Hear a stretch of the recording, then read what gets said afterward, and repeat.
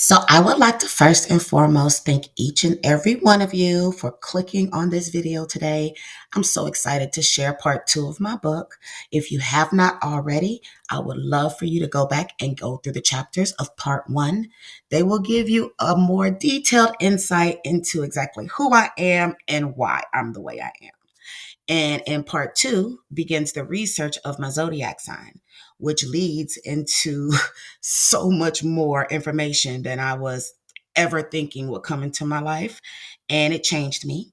I hope it inspires or sparks in you your own journey into truth and knowledge. And you will too go forth and share what you have learned. So without further ado, this is Who Am I, the Capricorn? Secrets of the Zodiac by your girl, Gypsy Rose Deville.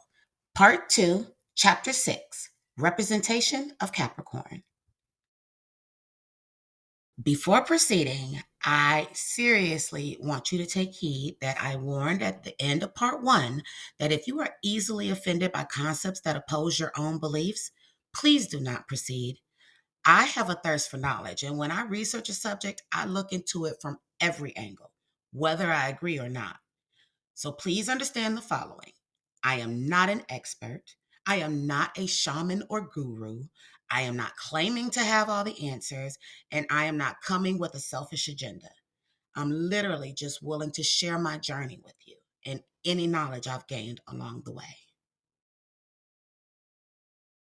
Here you will see depicted the constellation Capricornus. This is actually considered a galaxy cluster, and that means that these are a group of gravitationally bounded galaxies. And the three main stars of this constellation, what's visible to us, and it does have like a, similar shape to a goat head. And the interesting fact about this constellation is that one day, theoretically, all of these stars are going to collide and combust and turn into a big mess of stardust in the universe. So, you really have to pay attention to some of the characteristics associated with Capricorn throughout this presentation because it's so funny how they all come together in the end. Okay, so bear with me. This is how I fell down the rabbit hole. I'm walking you through the steps in which I took to come to the conclusions I came to. So you don't think I just came to them haphazardly, irresponsibly, or anything of that nature. The bare minimum aspects of Capricorn are like the element earth, quality is cardinal, color brown and black. The day associated with Capricorn is Saturday, and the ruler of Capricorn is Saturn. And the greatest overall compatible zodiac sign for us are either Tauruses or Cancers. Lucky numbers 4, 8, 13, 22. The date range for the zodiac Capricorn is from December 22nd through January 19th.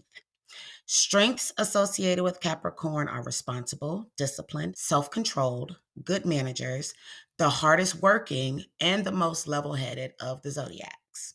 Weaknesses are we are know it alls, unforgiving, condescending, and we usually expect the worst. Capricorn likes include family, tradition, music, understated status, and quality craftsmanship. But our dislikes is almost everything at some point. We are definitely no nonsense personalities, and sometimes this can come across as cold.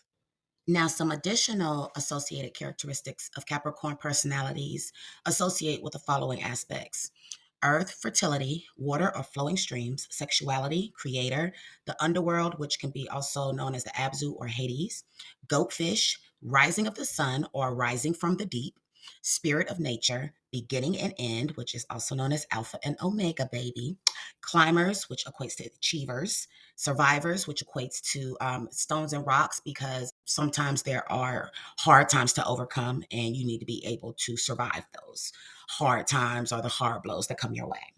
Leader, authority, compassion, wisdom, protector, nurturer, horn of plenty, also known as the cornucopia; lack and abundance, which represents duality; foresight; intelligence and ignorance, also representing duality; and stubborn and laziness.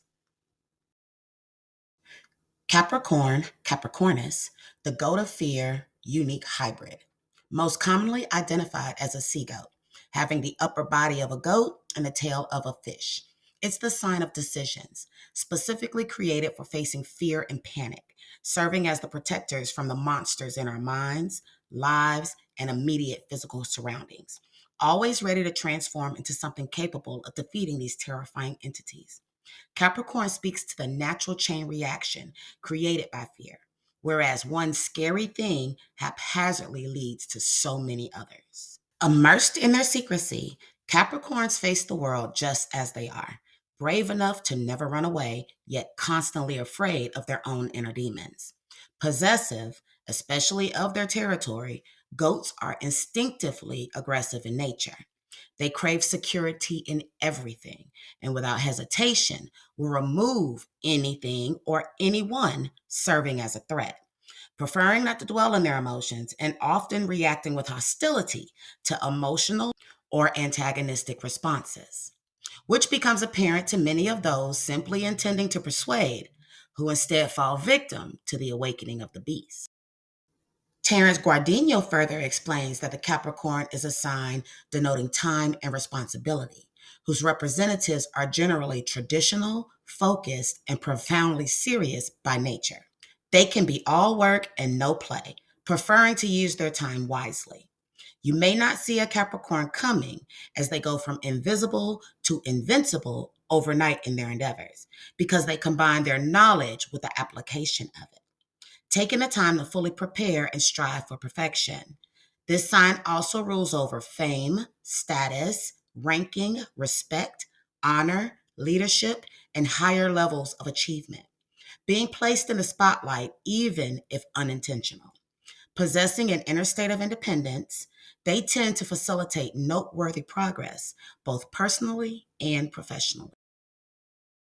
Commonly known for self control, leading the way, making solid, realistic plans, effortless managing, and advancing to the top based solely on their experience and expertise, eagerly embracing opportunities to gain experience from their mistakes and increase personal strength. Pridefully, they will remain resentful of any circumstances in which they must rely on others, often having already concluded that they can only depend on self, mainly due to the life lessons learned at an early age, in many cases, even growing up having to function as their own parent. Maturing so early in life also tends to grant them the ability to age backwards, becoming younger with age. The direction in space that Capricorn rules is south. Rain and drought are also ruled by Capricorn, symbolic of duality, as well as anything related to the sky or atmosphere. This is a feminine sign, serving a more passive role, allowing ideas to fill up before movement for more successful outcomes. Saturn is the ruling planet of Capricorn, and this planet represents restrictions of all kinds, being a planet of tough love, blessings, and karma. Saturn rules the 10th house, also ruled by Capricorn, which dictates our professional destinies, sense of responsibility, the past, careers, relationships to the father, and even addictions. Saturn is responsible for giving Capricorn its unapologetically harsh yet ambitious nature. Its influence on Capricorn personality traits cultivate individuals who are not only practical and responsible, but also cold, distant, unforgiving, prone to feelings of guilt and turning to the past. But Saturn also represents our ability to reclaim power and control in our lives and destinies. So ultimately, Capricorns must learn to forgive and or let go in order to make their own life lighter and more positive. Astrology is not just about personality traits, but also specific energies in which each zodiac sign embodies. However, the specific zodiac sign in which you are born into aligns with your overall true purpose in this lifetime, as well as providing clues to the lessons most necessary for you to overcome. Each sign holds a key to unlocking the universal code, as well as self mastery. We all embody levels of the magnetic energies associated with each sign, which can be seen in our daily actions and motivations. According to Astrology by 33, Capricorn represents the highest form of energy where force meets form. thought, and action, which can range anywhere from an entrepreneurial idea to the very thing that sparks life itself. Marrying the fundamental concepts of thought and action defines creation, residing only at the point between heaven and earth in the realm of ether, forever holding truth and knowledge based on facts and proof. This is why most Capricorns naturally covet truth, as many beliefs like religion and politics are also influenced by this sign's energy. Intuitively following the natural energies of this sign only further aids in achieving this symmetry. Belonging to the element of earth, like Taurus and Virgo, this is the last sign in the trio of practicality and grounding. These three signs are prone to learning how to become masters in the maximization of the material world. Capricorn, however, is a split sign, and the energy is focused on the entry point of the third eye, your spiritual eye. It is both an earth and water based sign. As previously stated, Capricorn is the natural ruler of the 10th house, which represents an earth house that heavily influences careers and is the grounded and stable side of this sign in the outer world. Land based signs, 0 to 15 degrees, 10th house, or earth signs are strongest around the middle of the day, like noon. Water based signs, 16 to 30 degrees, 4th house, are strongest at night, being the moving and spiritual aspect of this sign, which focuses within towards higher consciousness. The 4th house represents our deepest emotional connection to identity, focusing on roots, family, lineage, genetic inheritance, foundations of where one came from, and home. Water also represents the aspects of the Holy Spirit manifested into form, which is why Capricorn energy can be felt strongest near large bodies of water, swamps, marshes, and wooded areas such as forests. A state like Florida serves as a perfect region to feel this energy. Zodiacs can also represent a specific part of the human body. Capricorn representing the knees, oddly enough, embodying the importance of a foundational element in any endeavor while remaining flexible to achieve goals. Knees are the most flexible joints in the lower half of the body, steadily supporting its weight throughout various activities. Capricorn supports and feeds energy to all nine signs before it, Aries through Sagittarius, just as knees support all areas of the body above it. The body does not move efficiently without both the stability and flexibility of the knees. It also emphasizes protection, just as knees are reinforced with ligaments, tendons, cartilage, muscle, and fluid. Clearing this sign will aid in all areas where movement is involved, as this sign moves up through consciousness, addressing the root cause of existence. Just as knees will become stiff and painful if they are not moving or stretched regularly, as does Capricorn. Being a moving sign like water, this sign must always remain flowing in order to avoid stagnation. With energy ruling over knowledge, it also rules ignorance, being an example of this sign's dark polar opposite. Laziness is also supported by this sign, exaggerated when this energy becomes trapped in any type of suppressive or subordinate positions. It is imperative that they avoid getting stuck in this energy, which will continue backing up once becoming fixed, usually causing all sorts of suffering, with depression being the most common.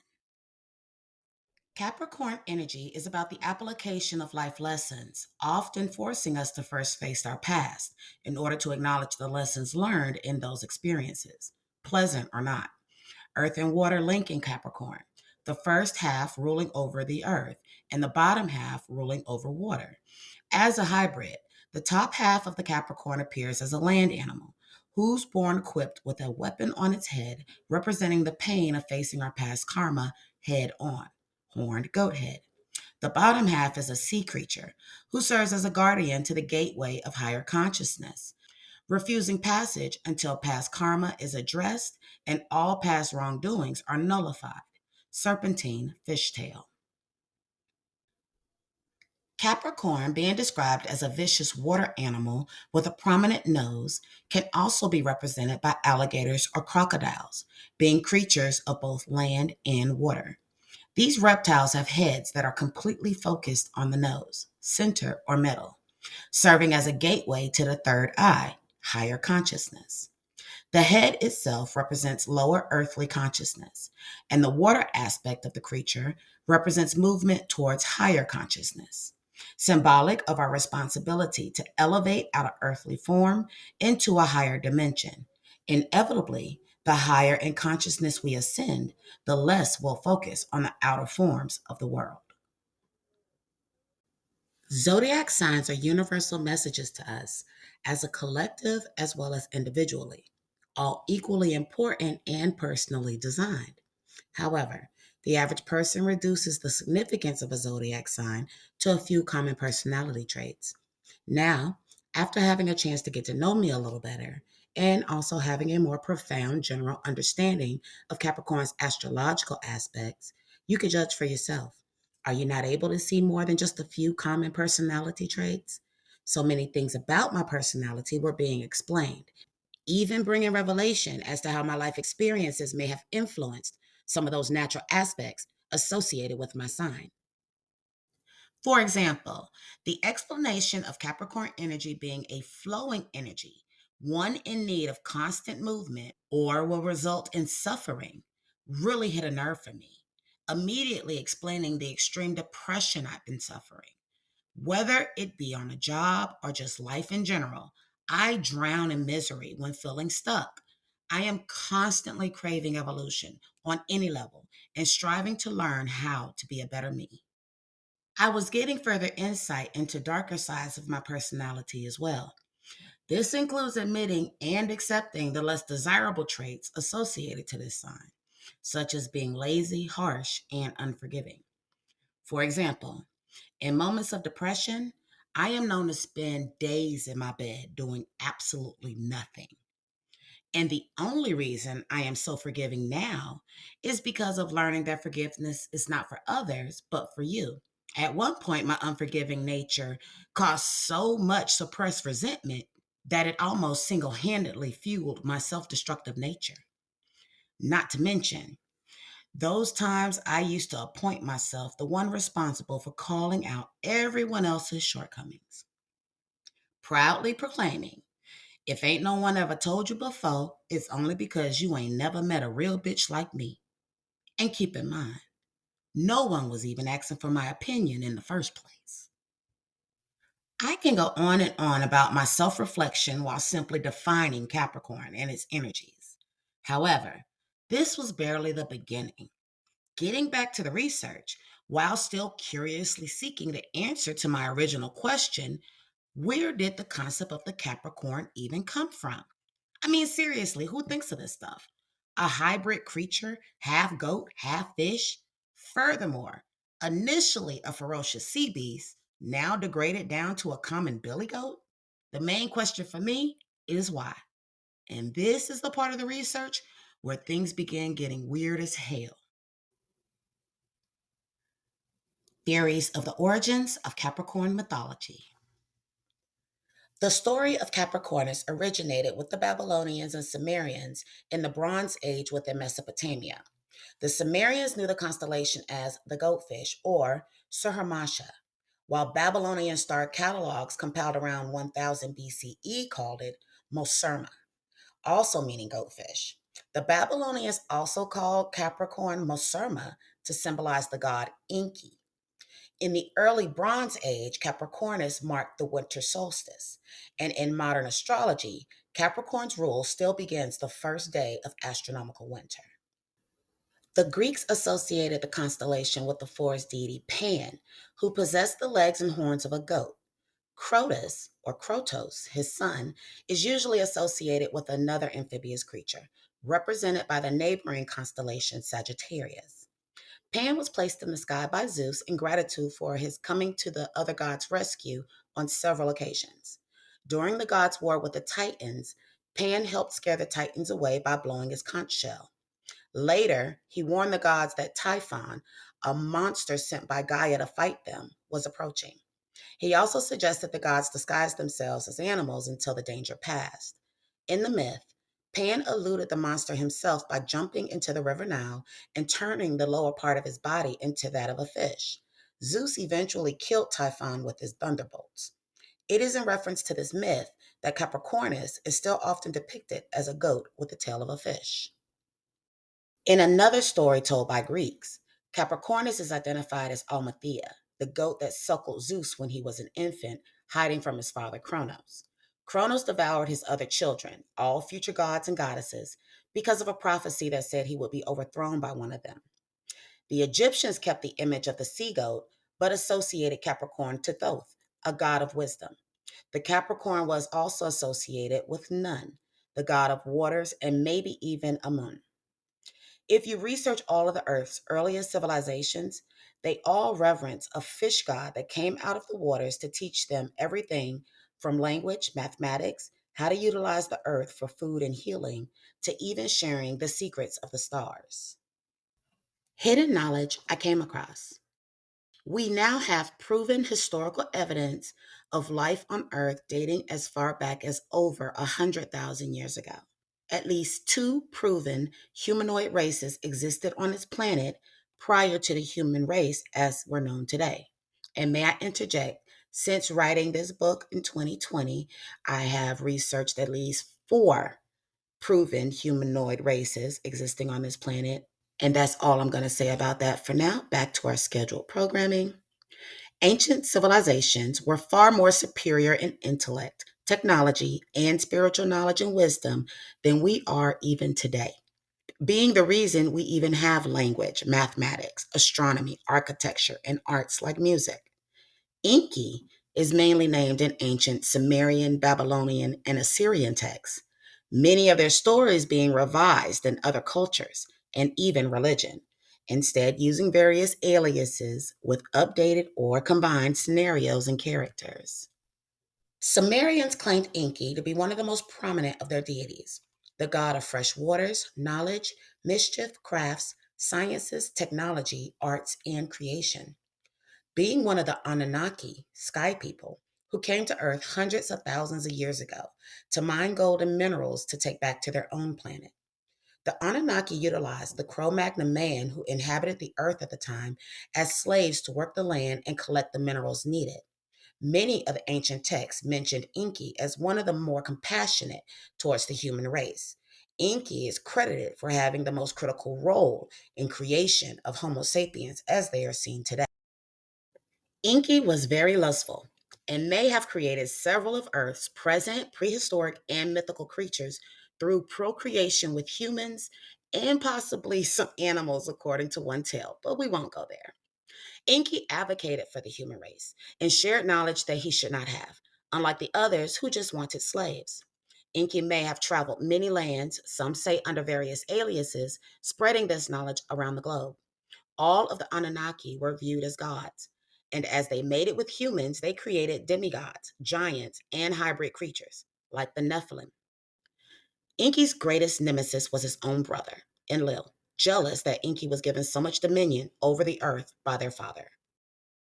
Enlil felt no compassion for man, seeing them only as slaves, also resenting Enki for sharing the secrets of the gods. The brothers battled for centuries over dominion of earth and humankind, but more cultures began honoring Enki as their god. Seeing the blind loyalty humans were capable of, Enlil saw this as an opportunity to bend man's will to his own. Taking advantage of their beliefs, he eventually becomes their god through manipulation, forceful conformity, and invasions. As Enlil and his descendants rose to prominence, their depictions in historical documents become one and the same with the likeness of Enki and his descendants. All of the cultures that speak of Enki are the ancient societies holding the hidden knowledge of our past, as well as truth about the universe itself. Each of these cultures have been whited out in our history books, being some of the original Homo sapiens coming out of the continent of Africa, spreading across the Mediterranean.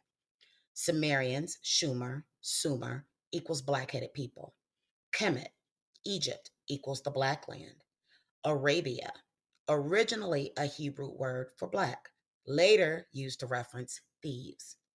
Even Nubia originated in what is now known as Sudan, one of the most powerful regions around 3100 BC, until eventually being pushed south by Libyans, Syrians, Turkish, and Egyptians. Several stories in the Bible can be directly compared with the stories of Enki and Enlil's battles, such as Noah and the flood story, the stories of Abraham and Moses, Tower of Babel, Sodom and Gomorrah, and even the story of Jacob and Esau. The flood story, once read again, will reveal the conflicting bipolar nature of God, but actually exposes the battle of two brothers, Enlil who wanted to destroy man, and Enki who wanted to save them. Enki becomes the main deity in several cultures around the globe, known by many names, including Baal. Throughout history across the globe, there have been several deity associations for Enki. For example, in Sumerian, Akkadian, and Babylonian cultures, he was often referred to as Ea. And in Persia, he may have been known as Ahura Mazda. During the Roman Empire, he may have been known as Saturn or Saturna. There is even reference to Enki being associated to Lucifer, one of God's fallen angels known as the Devil or Satan. I strongly advise anyone interested in this subject to do further research of your own of additional deity affiliations in regards to Enki. You could utilize these next few slides in reference to your research. Studies about Enki was especially amusing, being that I could often relate to his personality, which, like mine, was often misunderstood. Furthermore, seeming to have an immediate connection to him after learning the name. Reading stories about him from various perspectives and cultures was like learning about an ancient ancestor, or as if I was reading about myself. This being was compassionate, knowledgeable, wise, creative, curious, mischievous, mysterious, and a super freak.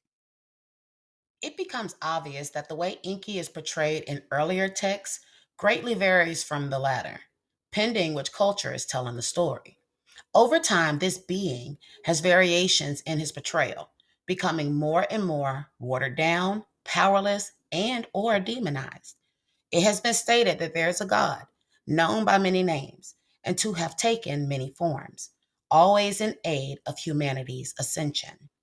The parallels of Enki's stories to so many other doctrines throughout history, from cultures all over the world, was truly killing this curious cat. An interesting conspiracy that was insinuated is that these extraterrestrials may have played a part in the human race evolving from cavemen. Intriguing because scientifically, the human race should not have evolved as rapidly as it did, seemingly overnight in retrospect. Sumerians, just for example, are considered one of the oldest civilizations in Earth's history, as well as one of the most advanced. They were some of the first to actually leave behind written sources of their world. One would think they'd be able to give us a better depiction of those days, which aligns with timelines such as around the time during the Bible's book of Genesis. We now have to ask why they would leave behind so many stories about extraterrestrials. Also, it was stated in Sumerian texts that these sky beings came to Earth to mine gold, right? Well, guess who were among the first to ever mine gold, according to historical records? Sumerians. This ET theory is not only supported by texts left behind by these ancient societies, but I urge you to take another look at some ancient historical artworks and architectures, like the pyramids, where the artwork covering the walls depict giant pharaohs and hybrid creatures. A YouTube channel that I'm obsessed with is John Levi, who shares videos that force you to take a second look at some of the world's architectural anomalies, structures which could not have been possible with the technology available at the time during the periods in which we're being told they were created. In fact, some cannot even be recreated even today. What about the mysteries of Stonehenge, Easter Island, the Great Sphinx of Giza, or the impossible stone blocks of Pumapunku? It's now even being exposed that some of our mountains or giant hills are actually ancient pyramids or ziggurats now completely covered by centuries of earth. There's even a secret discovery at the Darupiner site on Mount Tenderek in eastern Turkey, believed to be the location of Mount Ararat, the mythical resting place of Noah's Ark, still being excavated. Take a look into other religions. No one is curious about all the blue people having multiple limbs depicted in Hindu art. Or let's take it even further. No one is curious about all the giant skeletons being found around the globe, some with elongated skulls. All of the questions racing through my head were forcing me to re examine scriptures in the Bible, like the one mentioned earlier that tells us of fallen angels who mated with human women and created a race known as the Nephilim, giants, to only discover even more references to lands of giants throughout the Old Testament, most of which are often never mentioned in church. Refusing to rest until I found out what the hell is really going on. I was questioning everything at this point, especially with my research suddenly veering more so towards gods and religions. Becoming particularly curious after learning about this battle of the gods between Enki and Enlil, further leading me to examine more historical and archaeological data in comparison to the stories in the Bible and other religious doctrines, trying my best to refrain from getting stuck in that conspiracy theory mindset, which will only cloud my judgment otherwise. But I was desperately wondering, what role was religion playing in all of this?